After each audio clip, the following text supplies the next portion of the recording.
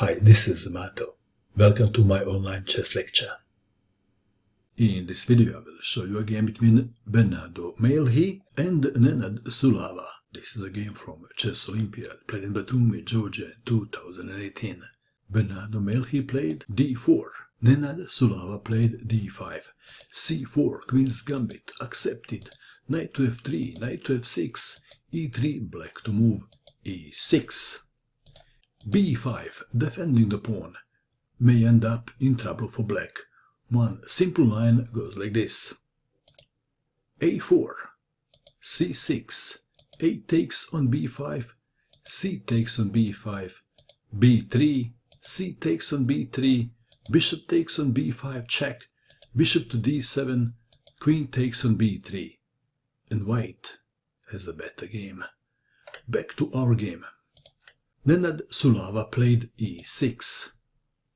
Bishop takes on c4, a6 intending b5. Mailhe castled kingside.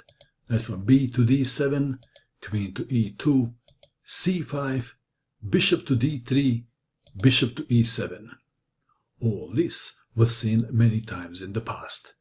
And now the three most played moves for white are rook to d1, a4, and knight to c3. In this game, Bernardo Mailhe played knight from b to d2. The move may not be better than these other three moves, but it may have an element of surprise. The game continued. C takes on d4, e takes on d4, b6 intending bishop to b7, knight to c4, and Nenad Sulava castled kingside. Bishop to g5, bishop to b7, rook from a to d1, rook to e8, rook from f to e1, h6, bishop to d2, black to move. Bishop to f8 was played. Perhaps b5 should have been considered.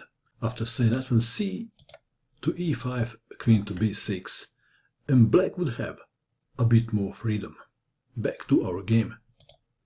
Bishop to f8, bishop to b1, intending to play queen to d3, and then to visit black king on h7. Perhaps, although it is not immediately possible, because black knight is guarding h7 at the moment. The game continued. Rook to c8, b3, b5, knight from c to e5, g6. Well, that move makes queen to d3 ineffective. But pushing pawns in front of the king may be risky, sometimes. Well, if queen to d3, as planned, then queen to e7, and black is okay.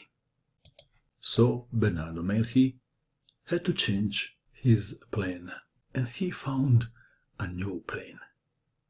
What is it? This is now the critical position of the game. Please pause and find the best move for white. Did you pause? What did you find? Bernardo Mailhe played this awesome move. Knight takes on f7. Black to move. Bishop takes on f3 was played. If king takes on f7, then one line goes like this. Queen to d3, king to g8, queen takes on g6 check, bishop to g7, knight to e5 intending bishop takes on h6. And this doesn't look good for black, does it? Back to our game. So, Nenad Sulava played bishop takes on f3. Queen for queen. What would you do? I guess most players would play g takes on f3. There was a big surprise. Bernardo Mailhe played queen to d3. What a move. And some people thought that only Mikhail Tal can make moves like this. Black to move. King takes on f7. If bishop e4, then rook takes on e4. If knight takes rook, then knight takes queen. Let's go back. If king takes on f7, then rook from e to e1. And white is winning in this variation too. Back to our game. After bishop takes on f3, queen to d3, king takes knight, queen takes on g6 check, king to e7, white to move. How would you continue now? Bernardo Mailhe played the bishop to b4 check, knight to c5 blocking. This is easy now. In this position, white has more than one winning move. What would you do in this position if you had white pieces? Well, d takes on c5 is also winning, so is bishop to f5. Bernardo Mailhe played g takes on f3. It is kind of a good problem to have when you have 3 winning moves to choose from, isn't it? a5.